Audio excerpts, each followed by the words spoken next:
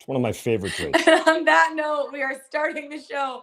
Welcome on into Let's Bet It, guys. Happy Thursday. Lauren Jabara here with Mark Zinno. And he's making funny jokes right before I'm a funny the show guy. starts. What can I tell you? He's a funny guy. He's like a mushroom. He's a fun guy. Yeah, You like that one? Yeah, that's a bad so dad bad. joke. I'm more That like was so funny, bad. funny like a clown, like I amuse you, like I'm here to make you laugh. Funny how? How am I funny? Zinno, happy Thursday. How Same are to you you. today? We had some NBA postseason yesterday, MLB. Fantastic. We're getting ready for the weekend. How you feeling? Feeling good. Look, I was surprised last night, not by the Hawks winning, but in the manner in which they won. I really felt like this was going to be a much closer game. I mean, they just outclassed the Charlotte Hornets. The Charlotte Hornets now in 2 years in the play-in, I think have lost both games by a combined 56 points. So don't bet Charlotte in the play-in anymore if they get there.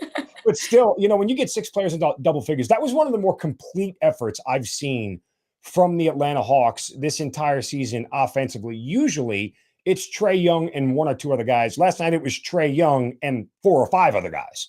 Yeah, there were 6 guys in double figures, 2 other guys with 8 points, really balanced. And what I loved especially was the ball movement on the offensive side for the Atlanta Hawks. They were finding their 4th, 5th, even 6th sometimes option. And that led to getting wide open shots, especially on the perimeter. And then they were driving to the rim, finding Clint Capella with those lobs. It was just a great all around team effort on the defensive side as well. It was fun to watch. They're going to be taking on the Cleveland Cavaliers on Friday. We also have the Pels taking on the Clippers on Friday in LA. We're going to have Jonathan Von Tobel from VSiN in a little bit coming on, giving us some of his picks with NBA Morning Radar. We're starting the show with Bettor Up, which is like Batter Up. We're talking about some of our wow, what's word am I talking about? MLB picks. And then we're finishing the show with NHL, our 3-star play of the days, and then our best bets of the day. So without further ado, let's get right into it. Let's bet it. So one of the newest segments, Zinno, because you kind of started this trend on the show. We'll say that you started the trend on the show, is doing NRFIs or your fees. No run first innings or yes run first innings. That's the newest trendy bet to be a part of for this MLB season. I love so it. far this season. I love it. Look, I can't get enough of this first inning bet, much like my NHL first period overs. This is great because it's a quick handicap. You can play percentages. It's systemic. And from a betting standpoint, betting a NRFI or a YRFI, it's like married people's sex. It's quick, it's convenient, and only one person's satisfied when it's over. So, I mean, look, it's the easiest way for me to get my betting, my betting. I can't even say it right now. I was not You're laughing, you're snorting so loud. Okay. I get my betting fix on, and I can move on for the rest of the night. I need to compose myself right now. So far this season, your fees have hit 45 times, and NRFIs, no run first inning, has happened 42 times. So it's hovering just over the 50%. We were talking a little bit about the show, about the stats behind it. So I want you to tell me a little bit, like, how do you research NRFIs and YRFIs for this season? Well, again, and people may be shocked by the fact that it's so close to 50%. It's basically a coin flip bet. And that is where really the misperception is, because not a lot of people, if you ask them, how often do you think a run is scored in the first inning in a baseball game, percentage-wise, they'd probably say 25, 30, maybe even 35%. Yeah. But it's much closer to 50. So and it's over 50 for your fees right now. Yeah. And so the way to sort of handicap this is to look for pitching advantages and matchups and teams. And this is going to develop throughout the course of the season, Lauren. You're going to see teams that are consistently routine at giving up runs in the first inning and teams that never give up runs in the first inning. There are starters who get touched up early. There are starters who won't get touched up early. So you just got to do the research and figure out where the advantages are, where the value is in the matchups. And then systemically, percentage-wise, if you follow those percentages, you should be able to get, to those percentages over the course of the long haul of the season. Yeah. Yeah, I like it. And today we have 3 YRFI and NRFI bets. You have 1 YRFI, 1 NRFI, and I have a NRFI. So I'll let you go first. Go through your little slate of YRFIs or NRFIs, as Jared would say. My NRFI, no runs in the first inning. Chicago and Colorado, crazily, through the first week of the season, neither one of these teams has given up a run in the first inning. That's crazy. 0 on both of them. So I'm going to say that trend continues. The game is in Wrigley Field. It'll be a little bit colder. This is one of these situations where, no, I'm sorry, the game is in Coors Field. Regardless, it's cold. But nonetheless, the point is that in colder weather, things just start slower. And it will disadvantage pitchers, the colder weather, but hopefully not through the first inning. I'm just going to ride the trend until one of them breaks at this point in time. So that's my NRFI. My YRFI, yes to a run scored in the first inning, is the Angels in Texas, despite the fact that Shohei Ohtani is starting for the Los Angeles Angels. Texas has scored the most runs of second most runs of anybody in the American League, and they lead Major League Baseball in YRFIs. They're averaging 2 runs in the first inning so far through this season. Yes, that is an average. So they are scoring a lot early and often. And again, that's average over the course of the 5 or 6 games, whatever it is they played. So, a huge 4-run first inning would elevate that average more than anything because it's so early on. But Texas has scored a lot early on this year. So I'm going to back the Texas Rangers at home today for a YRFI. Yeah, I like it. I really do. I'm jumping on this newest trendy bet. This is my first YRFI or NRFI that I'm betting of the season. So I'm jumping on the NRFI, no runs first inning for the Phillies taking on the Marlins. I got it at -115. I would probably play that to -130 just to stick with that value there. Each team's coming off a series loss. Kyle Gibson struggled in the first inning last season. He had a 5.52 ERA in the opening frame, but no first inning issues in his season debut this year. He struck out 10 batters in 7 innings. Now, Sandy Alcantara tossed a clean season debut in last season also. I know, people don't necessarily love looking at all the stats last season, but he didn't have an issue in the opening frames of 2021. He only gave up 8 runs in 33 first innings that he pitched. So the Phillies scored first inning runs in each of their first 2 games, but 4 straight, the last 4 for the Phillies, they've been shut out in the first inning. The Marlins have yet to score in the first inning in 2022. I think there's good value at this one at -115. So I'm going NRFI, the Phillies Marlins game at -115, and I got that on FanDuel. We have 2 other bets today too for the MLB slate. So you talked about the Rangers a little bit, Shohei Ohtani a little bit. So tell me a little bit more about what you expect to see out of him. Yeah, I'm taking his K prop under at 6.5. And full disclosure, I am a little bit nervous because I feel like it should be 7 or 7.5. Given his first start out there against Houston, he struck out 9 guys in 4 1/3 innings. But he did that at home, and he did it against the Houston lineup that has struggled to score the start of this year. That has not been the case for the Texas Rangers, who have been mashing the baseball right now. Shohei Ohtani is not going to pitch more than 6 innings in this game. And so at 6.5, as long as he's not averaging a strikeout an inning, I'm going to be okay as far as getting under. But I just think this Texas lineup will do a little bit more damage. And plus, usually, what we've seen from Major League Baseball starters, a la yesterday, Clayton Kershaw being pulled in a perfect game. Yeah, well, let's get into that in a second, too. These guys are not going to go deep into games. If he gets past 5 here, I'd be surprised. So unless he has another outing where he's getting multiple strikeouts early on in the first and second innings, I'm going to go under because it's only -105. The juice is worth it with the nickel right there, so I can back the under. I have a bet, too, but I want to talk about Clayton Kershaw for a second because I get it. It's a no-hitter, okay. It was a perfect game, and I get it. You have a plan, right? You have a plan. You want to stick to it. He's going to pitch 80 pitches, and you're going to pull him. If you're him, are you begging to stay in the game with a perfect game? I mean, my only hope here is that it was asked of him before, do you want to come out? I want to take you out. Like the conversation should have went, I want to take you out. I don't want to push it. What do you think? And Kershaw, hopefully he's saying, I'm fine coming out. I'm good. That's the only way I hope it went down. Because other than that, to try to do something for the 24th time in over 150 years of Major League Baseball, you have to give him an opportunity.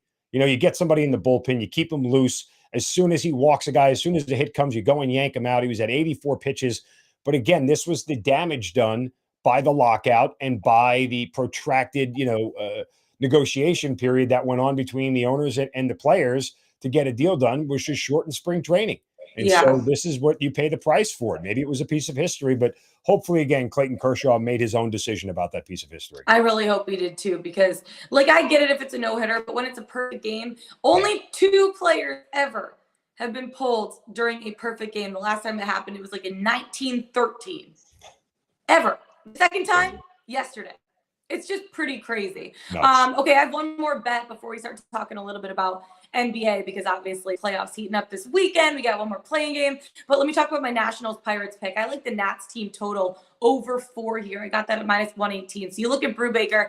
He had a difficult start to the 2022 season. He allowed 4 earned runs in 3 innings against St. Louis on opening day. Now, I don't want to overreact because obviously, like you were saying, with spring training being shortened, everything just jumping right into the regular season, these pitchers are going to get better as the season goes on, but I'm definitely coming for him today. Not only him, but the Pirates bullpen has had a tough start to the season so far too. They were at 4.58 ERA, which is a bottom tier of the league right now. Now, Zach Thompson only pitched 4 innings on Wednesday. So I think he's going to want Brubaker to eat up some more innings in this game. So I look at the Nats team total in this one. Right now, FanDuel has it at 4. The Nationals scored at a higher clip against Atlanta than they did in their opening series against the Mets. Their last 3 games, they're averaging 6 runs a game. They haven't figured out offensively right now, and I like the value that I'm going to get at minus 118. So Nats team total over 4. Lock it in, baby.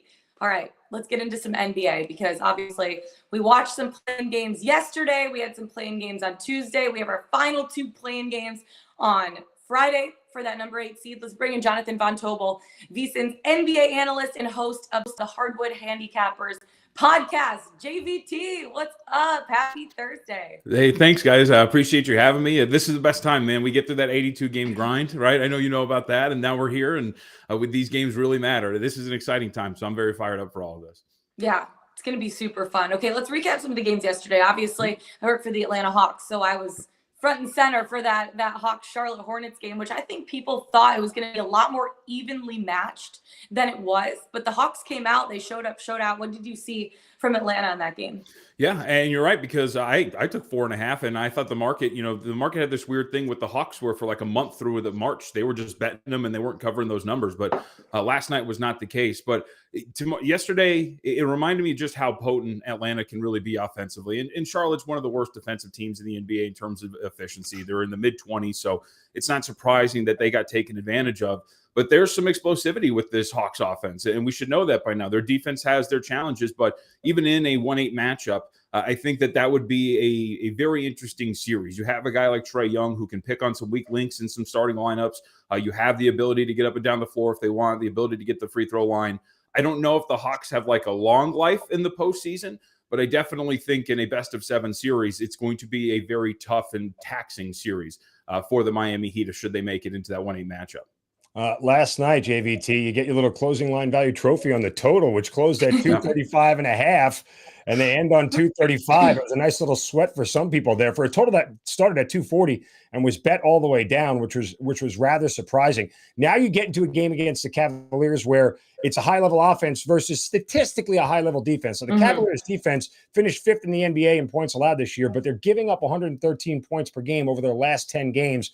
Are they as sharp as they need to be to take on an offense like Atlanta? No, and you mentioned it. The difference is Jared Allen, right? Losing him in that game against Toronto. It's been the biggest difference. It's why their defense down the stretch, since they lost him, defensive rating of about 118. It's really poor in NBA circles when you talk about efficiency, and that's been the big difference for them. And the other difference is, like, when you're asking Evan Mobley to play center as opposed to power forward, now he doesn't get to flash out on the perimeter and contest some 3-point shots, or he doesn't get to pick up some defensive assignments for some more perimeter-oriented wing players. Now he's boxing out and he's grabbing rebounds, and it's not exactly his best position to be playing here. So I think when you look at this from Cleveland's standpoint, it's kind of hard to trust in them as we move forward. And yes, they covered a big number against a bad defensive team in the Brooklyn Nets. They still lose that game. And if you watch them since they've lost Jared Allen, this has just kind of been the problem. Their offense just doesn't have enough, right? Darius Garland's really good, and Karis LeVert at times can show some flashes. But Isaac Okoro in that playing game was an absolute negative. And I think they don't have enough offensively with their defense taking a step back to I think, keep up with a team like Atlanta offensively. There is a possibility that Jared Allen will be back on Friday. Obviously, they're keeping that pretty close to their vest at this point because I don't think they want to give anybody any keys or clues as to if he's going to actually be back on the court or not. Another game that we watched, obviously, the Clippers took on the Timberwolves on Tuesday. I am usually a person that stays up late. For some reason, I was so tired, you guys. I fell asleep with like 6 minutes left in that game. Clippers were up 7. I wake up at 4 a.m., check my score, and I'm like, the Wolves won? what happened in that last 6 minutes of that game?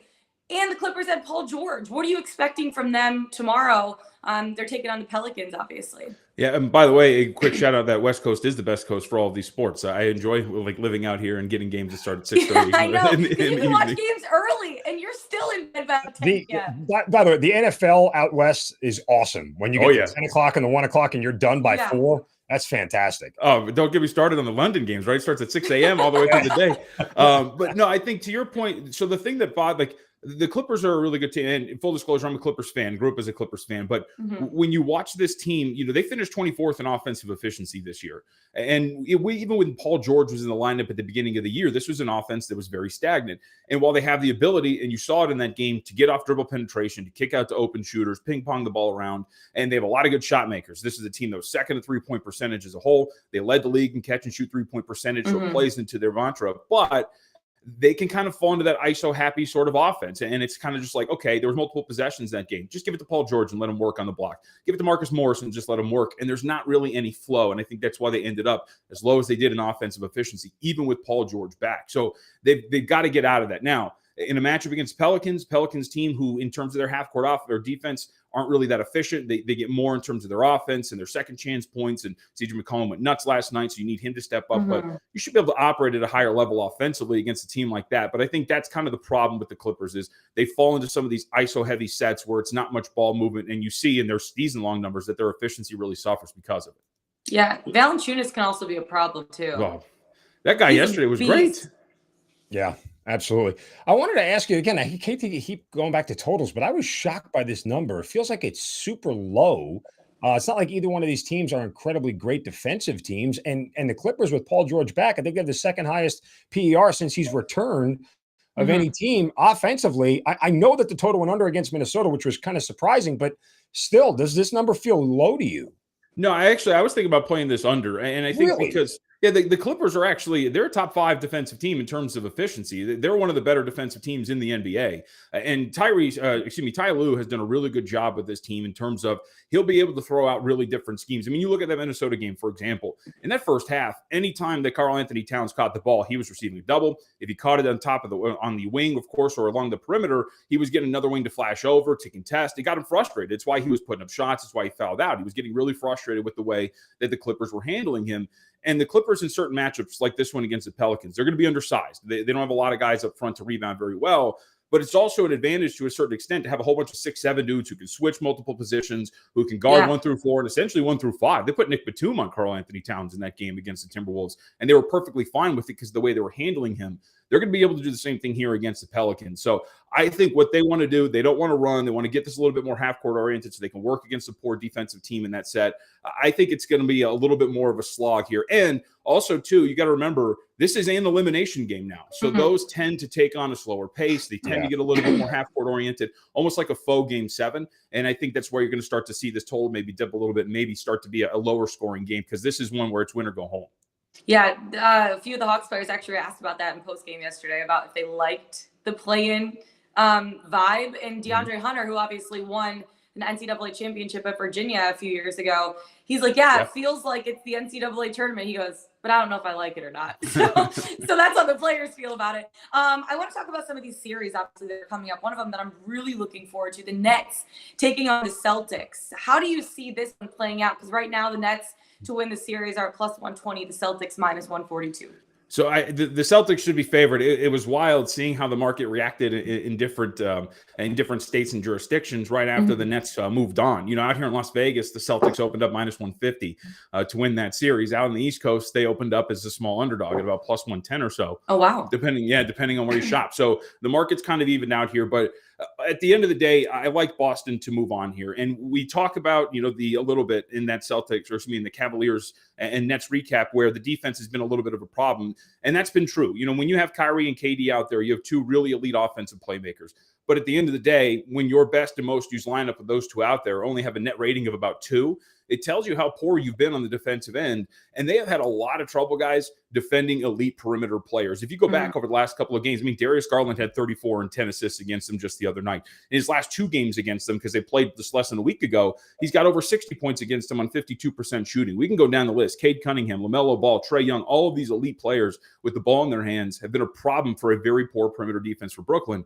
When I get Tatum, who ripped them apart in that matchup in Boston, about a month ago or so, they don't have a real option for him defensively. And I think over the course of a best of 7, Tatum on top of Brown having to defend them, that's going to be a problem. And on the flip side, you get a Boston team that's much better than them defensively, that has been the best defensive team in the NBA, especially since the beginning of the calendar year. I think you're asking for Brooklyn and KD and Kyrie, who played 42 minutes the other day in that play-in game, and they're going to have to do it night in and night out, to just do too much over the course of a best of 7. So to me, Boston moves on here. And a little wrinkle that I found really interesting when you watch that Cavaliers game, when KD left the floor, they got outscored by 9 points in those minutes. And that's not a lot of time that he was off the floor, but they were really lost offensively without him. And when he's off the floor, I think the Celtics are going to be able to take advantage. So I think it's a hard-fought series, but I think Boston's going to move on here. JVT, when you look at these Sixers and Raptors, a 4-5 matchup in the East, to me, it's like if the Sixers get out of here, they'll be playing in the Eastern Conference Finals, but it's not a lock that they're going to get past a very difficult Toronto Raptors team that has all the defensive prowess that you need to beat anybody in the Eastern Conference. Sometimes I think their offense lacks a little bit, but this series really is simple to say as it comes down to if Embiid and Harden are playing at the level we can expect them to, that they're good enough to beat Toronto. Yeah, they should be, but I think there's some flaws with Philadelphia that are ultimately going to hold them back. This is one of the series bets I've made so far. I bet Toronto plus 165 to win this thing. And I think, so I'll start with Embiid because Embiid is great, but Nick Nurse and the Toronto Raptors have actually done a phenomenal job in defending him in the last few years. Nurse himself, a defensive wizard and a game plan guy, has been great in those games. They'll throw a lot of doubles at him, force him to work as more of a passer, and he's improved greatly in that regard, but it's still thrown the 76ers offense for a little bit of a loop here. And if you look at the non-Embiid minutes, these have been a really big problem for Doc Rivers and the 76ers, especially since Harden's come over because they shipped off Andre Drummond. They don't have really an answer at backup center. When he's off the floor and Harden's on the floor, they have a negative 11 net rating. And then you keep in mind that Matisse Thybulle's not playing in those road games. So then the non-Joel Embiid minutes, when he gets off the floor on the bench in Toronto, then no Matisse Thybulle, those minutes, they have a negative 21 net rating. So those are going to be some really bad minutes for Philadelphia. And sure, Joel Embiid can play a lot. Maybe he's like Kevin Durant. He's forced to play 42 minutes or so in a playoff setting. But even when he hits the floor, those are going to be an adventure for Philly. Harden hasn't been playing well. And this is just a team that just matches up really well with them. They're 3-1 against them. Toronto is this season. They're a good transition team. Philly is 28th in transition defense. I just think at the end of the day, it's a matchup problem. And you said it. There's so many different rangy 6'7" athletes that can switch and play different positions that I think Toronto ultimately moves on here. Another series I'm really looking forward to, take it out to the West Coast. The Warriors taking on the Nuggets. Obviously, the Warriors favored right now, minus 250. Nuggets at plus 205. But Nikola Jokic could be a problem for a team like the Warriors. Yeah, I think so. I think Golden State ultimately moves on. And today, I think it's like one of the most important scrimmages in NBA history, right? We'll see if Curry's going to scrimmage today and how that goes and if he's going to be available for game 1. But I think you're right in the sense that, look who's they're going to throw at Nikola Jokic. They're a little undersized, the Warriors. And there's not a lot of teams who can match up with Jokic, and he's going to abuse a lot of folks. But it's going to be a problem to contain Nikola Jokic, and I think that's a little bit of a mismatch there. But as a whole, when you look at Denver, the thing that bothers you since the month of March, they've been one of the worst defensive teams in the NBA. Despite being one of the best offenses, they still have a negative net rating. We talked about the non-Embiid minutes. The non-Jokic minutes are an absolute nightmare. When he's off the floor, they're equivalent to the Houston Rockets. We've seen that all year long. That's going to be a problem against the Golden State Warriors. So I've kind of toyed back and forth with this. I still want to know if Curry's going to be available for game 1 because that changes things, at least in terms of laying a big price like that before game 1 if Curry's not going to be available. But I think at the end of the day, this is a hard-fought series in which ultimately Golden State wins. But I think Jokic is going to make this one like pulling teeth for Golden State. This has like 6 or 7 written all over it. Yeah. Let's turn our attention to Ja Morant and the Memphis Grizzlies. Well, I don't think they'll have that much trouble in their first-round matchup. I guess the bigger picture question, Ja arrives in the scene as an MVP candidate and probably will be one every year going forward.